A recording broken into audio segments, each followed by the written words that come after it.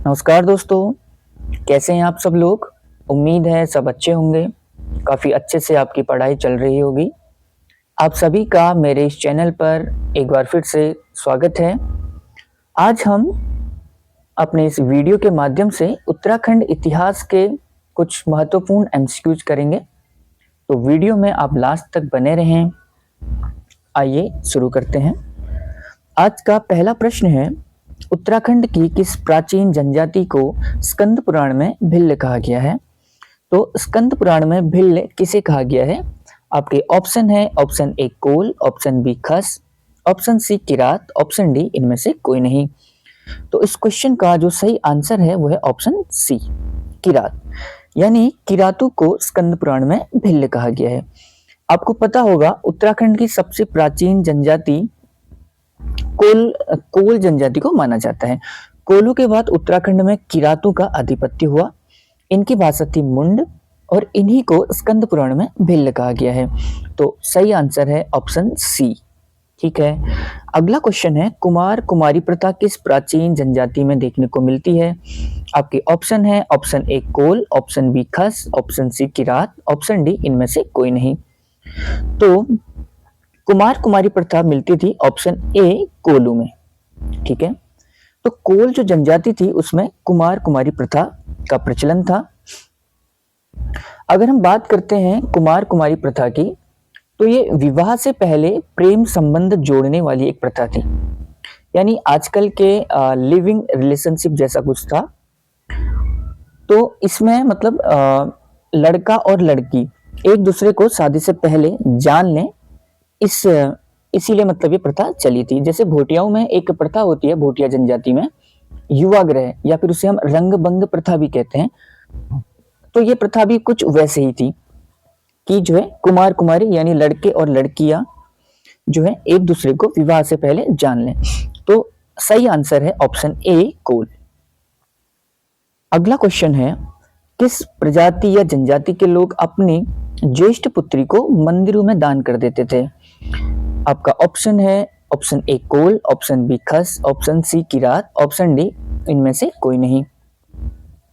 तो इस क्वेश्चन का जो सही आंसर है वो है खस, ऑप्शन बी। तो खस जो प्रजाति थी, ये लोग अपने ज्येष्ठ पुत्री को मंदिरों में दान कर देते थे। इन्हीं में घर जुआई एक प्रथा भी थी, टिकुआ एक प्रथा वो भी इन्हीं में थी, और झटेला प्रथा वो भी इनमें थी। ठीक है, तो ये कुछ प्रथाएं हैं जो खस जनजाति में पाई जाती थी। तो इस क्वेश्चन का जो सही आंसर है वो है ऑप्शन बी खस। अगला क्वेश्चन है, कौशिक की ब्राह्मण ग्रंथ के अनुसार वाग्देवी का निवास स्थान कहाँ बताया गया है? तो कौशिक की ब्राह्मण ग्रंथ की अगर हम बात करते हैं, तो ये ब्राह्मण ग्रंथ है ऋग्वेद का। ऋग्वेद के दो ब्राह्मण ग्रंथ होते हैं, एक होता है ऐत्रेय ब्राह्मण ग्रंथ, दूसरा है कौशिक की ब्राह्मण ग्रंथ।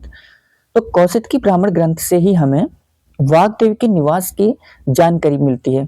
तो आपके ऑप्शन है, option A Bhrigu Ashram, option B Badrikashram, option C Kanvashram या फिर ऑप्शन डी नारायणाश्रम।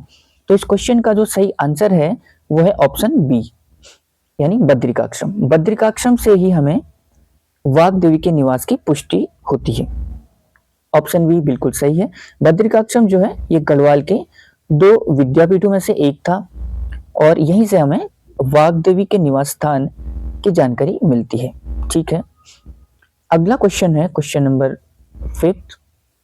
उत्तराखंड के दृष्टिकोण से पौराणिक काल किस काल को माना जाता है? तो पौराणिक काल किसे कहते हैं उत्तराखंड के दृष्टिकोण से? ऑप्शन ए है आद्य ऐतिहासिक काल, बी प्रागैतिहासिक काल, सी ऐतिहासिक काल या फिर डी नन ऑफ दीज। तो इस क्वेश्चन का जो सही आंसर है वो है ऑप्शन ए। ऑप्शन ए यानी आद्य ऐतिहासिक काल। आद्य ऐतिहासिक काल को ही हम उत्तराखंड के परिप्रेक्ष्य में पौराणिक काल कहते हैं। यानी आद्य ऐतिहासिक काल, अगर हम इंडियन हिस्ट्री की बात करते हैं तो हड़प्पा सभ्यता का काल, हड़प्पा सभ्यता का जो काल था उसी को हम आद्य ऐतिहासिक काल कहते हैं।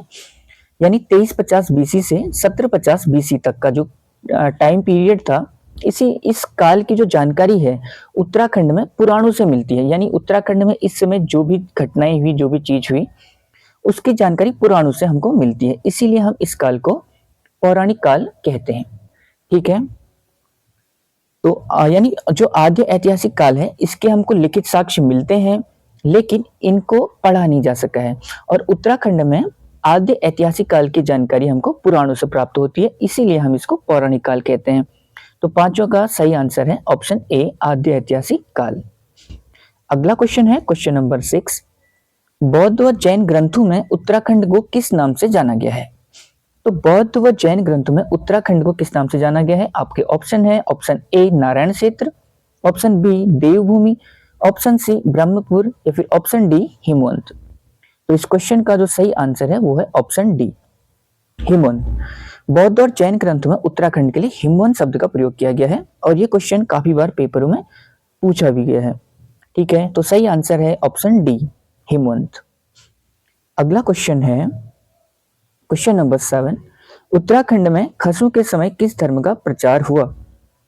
तो खस जब उत्तराखंड आए तो किस धर्म का प्रचार हुआ? ऑप्शन ए है ताओ, ऑप्शन बी हिंदू धर्म, option C Jain, option D बौद्ध। तो खसों के समय यानी खसों के द्वारा सबसे ज्यादा जो प्रचार किया गया वो किया गया बौद्ध धर्म का। ऑप्शन डी बिल्कुल सही है। ठीक है, सही आंसर है ऑप्शन डी। अगला क्वेश्चन है वर्तमान में अस्कोट व डिडिहाट में किस जनजाति ऑब्लिक प्रजाति के लोग निवास करते हैं? ऑप्शन ए है कोल, option B Khas, option C Kirat, option D है द्रविड़। तो इस क्वेश्चन का जो सही आंसर है वो है ऑप्शन सी किरात। ठीक है, आज भी ऐसा माना जाता है कि जो किरातों के वंशज हैं वो अस्कोट और डिडिहाट क्षेत्रों में निवास करते हैं। ठीक है, और किरातों में आपने पढ़ा होगा कि गंगा माता और माँ दुर्गा को भी किराती नाम से जाना जाता है, तो ये भी आपको ध्यान रखना है। तो इस क्वेश्चन का जो सही आंसर है वो है ऑप्शन सी किरात। अगला क्वेश्चन है कर्णवाक्षम का वर्तमान नाम क्या है? तो कर्णवाक्षम का वर्तमान नाम क्या है? Option A Vishnu Ghat, option B Chowki Ghat, option C Bhairav घाट या फिर ऑप्शन डी भरत घाट। तो इस क्वेश्चन का जो सही आंसर है वो है ऑप्शन बी यानी चौकी घाट। कर्णवाक्षम को हम क्या कहते हैं? चौकी घाट कहते हैं वर्तमान में। ठीक है, कर्णवाक्षम की अगर हम बात करते हैं तो ये गढ़वाल के दो विद्यापीठों में से एक रहा। एक था कर्णवाक्षम, दूसरा था बद्रिकाक्षम। वर्तमान में इसका नाम है चौकी घाट। ये पौड़ी में स्थित है, मालिनी नदी के तट पर है और ये मुख्यतः प्रसिद्ध रहा राजा दुष्यंत और शकुंतला के प्रेम प्रसंग के कारण।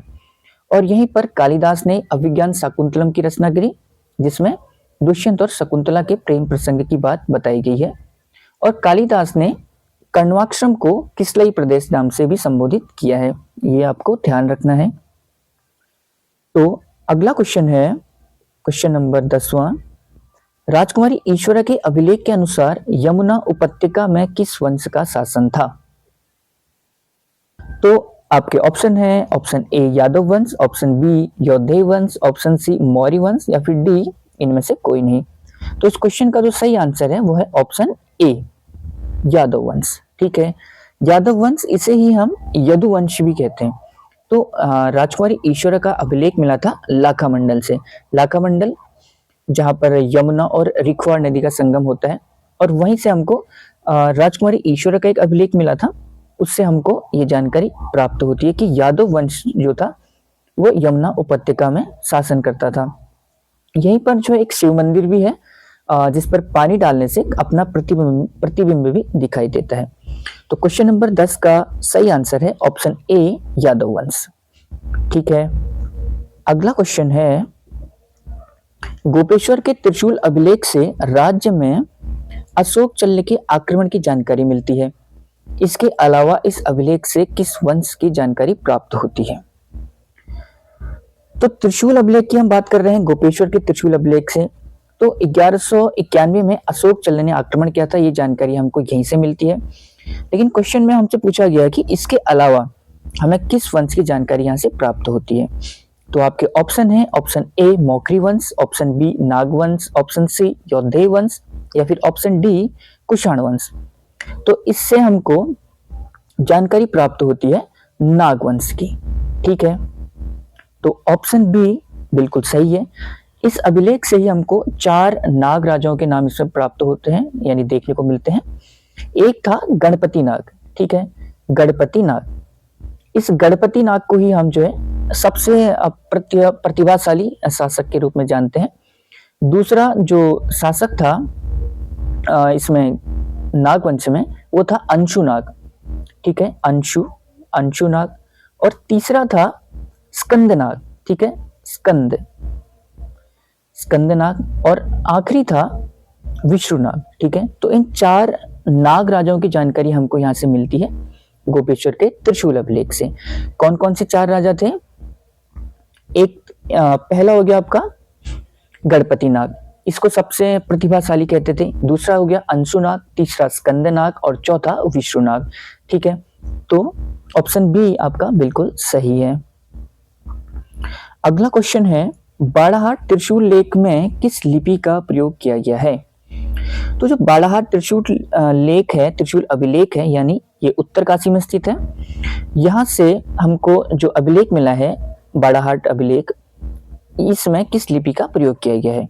ऑप्शन ए है कुटिला लिपि, ऑप्शन बी है शंख लिपि, ऑप्शन सी है गुप्त लिपि, ऑप्शन डी है ब्राह्मी लिपि। तो इस क्वेश्चन का जो सही आंसर है वो है ऑप्शन बी, यानी शंख लिपि, ठीक है। तो बाड़ाहाट के त्रिशूल अभिलेख, और यहाँ से हमको अशोक चल्ल की भी जानकारी मिलती है। अशोक चल्ल की जानकारी जैसे हमको एक तो गोपेश्वर के त्रिशूल अभिलेख से मिलती है और दूसरा बाड़ाहाट के त्रिशूल अभिलेख से मिलती है। यहाँ पर अशोक चल्ल को जो है सपाल दत्त यानी शिवालिक का राजा, बैराट कुल से संबंधित इस तरह से संबोधित किया गया है, ठीक है। तो क्वेश्चन नंबर 12 का सही आंसर है शंख लिपि। बाड़ाहाट जो त्रिशूल अभिलेख है वो शंख लिपि में लिखा हुआ है। सही आंसर ऑप्शन बी। अगला क्वेश्चन है क्वेश्चन नंबर 13। मौर्य शासक अशोक के कालसी अभिलेख की खोज किसने की थी? ठीक है, ये सभी लोगों को आता होगा, मैक्सिमम आसान सा क्वेश्चन है। तो इसके ऑप्शन है, option A James Prinsep, option B Forrest महोदय, ऑप्शन सी ट्राइब फेंथलर, या फिर option D none of this. तो कालसी अभिलेख की खोज की थी, सही आंसर है ऑप्शन बी, फॉरेस्ट महोदय ने, ठीक है। ऑप्शन बी इसका बिल्कुल सही आंसर है। और इसमें जो ऑप्शन है टाई फेंटलर, इन्होंने सबसे पहले अशोक के शिलालेख की खोज की थी। सबसे पहले किसने की थी? इन्होंने, ट्राई फेंटलर ने। और इन्होंने कब की थी? 1750 ईस्वी में। 1750 ईस्वी में सबसे पहले इन्होंने खोज की थी।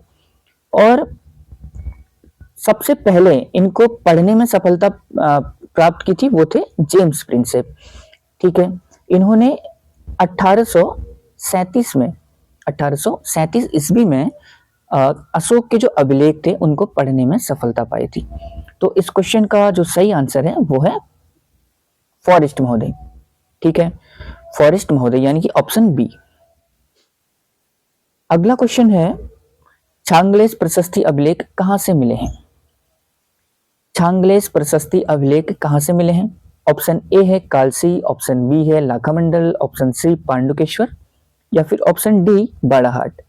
तो इस क्वेश्चन का जो सही आंसर है वो है ऑप्शन बी, लाखामंडल।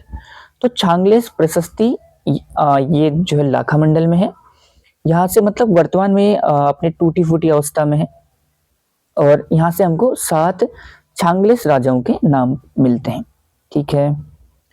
तो अगला क्वेश्चन है क्वेश्चन नंबर 15। उत्तराखंड को पोलो हीमोपुलो, ये कीमो नहीं होगा, पोलो हीमोपुलो नाम से किस चीनी यात्रा ने संबोधित किया? ठीक है, तो इस क्वेश्चन का जो ऑप्शन है, option A Faxian, option B Yuan Chwang, option C Hiuen Tsang, या फिर ऑप्शन डी इनमें से कोई नहीं। तो पोलो हीमोपुलो किसने कहा था? सही आंसर है ऑप्शन सी, हुएनचांग ने, ठीक है। हुएनचांग जो है हर्षवर्धन के समय ये भारत आया था, 629 ईस्वी में भारत आया था। फिर ये 634 के आसपास जो है ये उत्तराखंड आया। इसने गंगा को महाभद्रा कहा, हरिद्वार को मोयुलो नाम से संबोधित किया था, ठीक है। तो उत्तराखंड को पोलो हीमोपुलो भी हुएनचांग के द्वारा बताया गया था। और बाद में कनिंगम कहते हैं कि इसका मतलब है ब्रह्मपुर, ठीक है। तो सही आंसर है ऑप्शन सी, हुएनचांग। अगला क्वेश्चन है क्वेश्चन नंबर 16।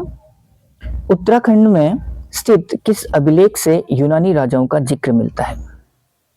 तो उत्तराखंड में स्थित किस अभिलेख से यूनानी राजाओं का जिक्र मिलता है? ऑप्शन ए है पांडुकेश्वर अभिलेख, ऑप्शन बी है बाड़ाहाट अभिलेख, ऑप्शन सी है कालची अभिलेख या फिर option D none of these. तो ये क्वेश्चन अभी हाल फिलहाल के पेपर में पूछा भी गया था। तो इस क्वेश्चन का जो सही आंसर है वो है ऑप्शन सी, कालसी अभिलेख। ठीक है, कालसी अभिलेख से ही हमें जो यूनानी राजा थे इनका जिक्र मिलता है।